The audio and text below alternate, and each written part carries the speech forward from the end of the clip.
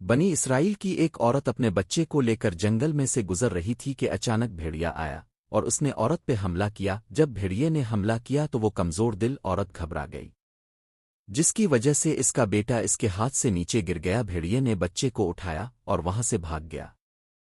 جب ماں نے دیکھا کہ بھیڑیا میرے بیٹے کو منہ میں ڈال کر جا رہا ہے تو ماں کی ممتا نے جوش مارا تو اس کے دل سے ایک آہ نکلی۔ جیسے ہی اس کی آہ نکلی تو اس نے دیکھا کہ جوان مرد درخت کے پیچھے سے بھیڑیے کے سامنے آیا۔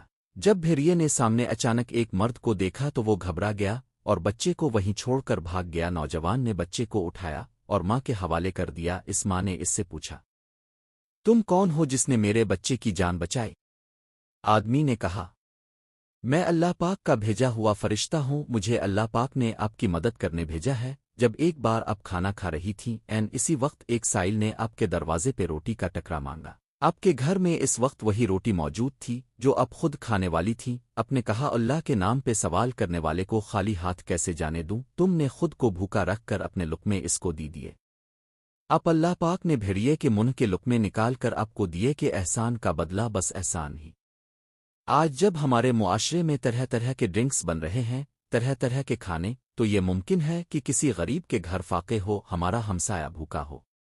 آئیں اپنے منہ کے نوالے اگر پورے نہیں تو آدھے ان کے نام کر دیں۔